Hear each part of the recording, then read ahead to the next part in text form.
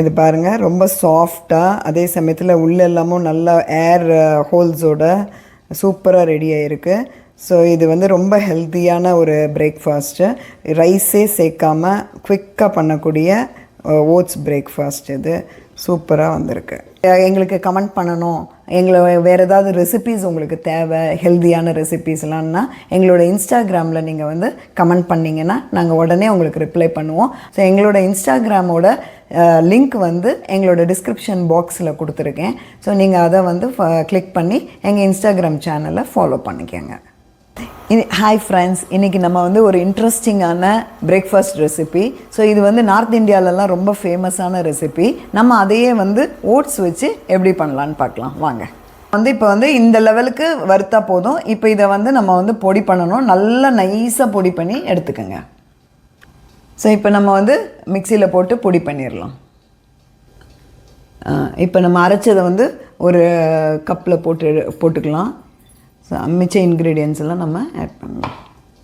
1/4 கப்புக்கு கடலை மாவு, வந்து ஒரு 2 டேபிள் ஸ்பூன் ரவை எடுத்துக்கணும்.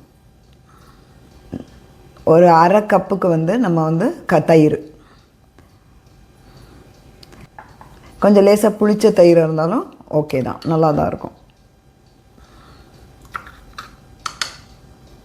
ஒரு 1/4 டீஸ்பூன் வந்து உப்பு, ஈனோ வந்து ஒரு 1/4 டீஸ்பூன்.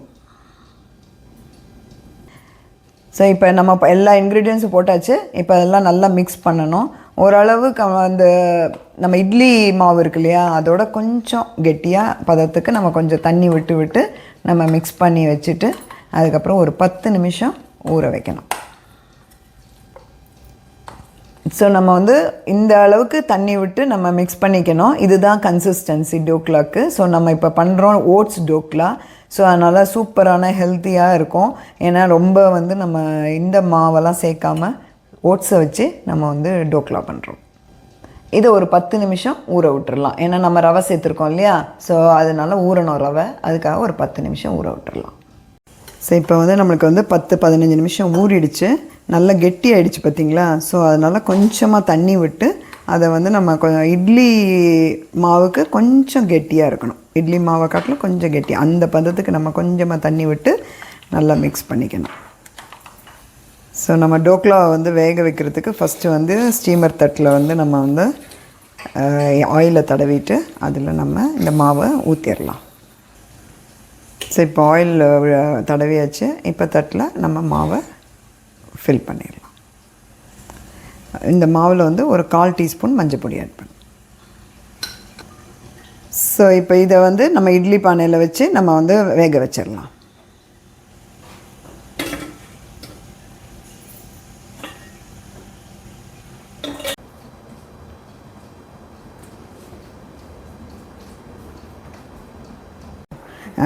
இப்போ நம்ம வந்து டோக்லாக்கு வந்து எண்ணெய் விட்டு அதில் வந்து கடுகு போட்டு, கடுகு வெடித்த உடனே பச்சை மிளகாயும் கருவேப்பிலையும் போட்டு தாளிச்சிருக்கோம். இப்போ அதில் வந்து கொஞ்சம் எலுமிச்சம்பழம் புழிஞ்சிடலாம்.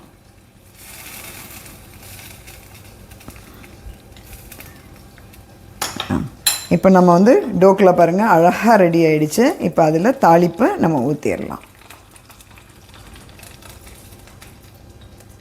கொஞ்சம் அதில் தண்ணி விட்டு மிக்ஸ் பண்ணி விட்டுட்டோம்னா ஸ்ப்ரெட் ஆயிரும்.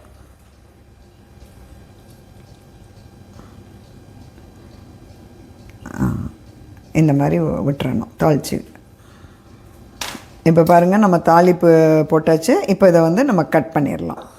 கட் பண்ணி நம்மளுக்கு என்ன ஷேப் வேணுமோ நம்ம கட் பண்ணி வச்சுக்கலாம்.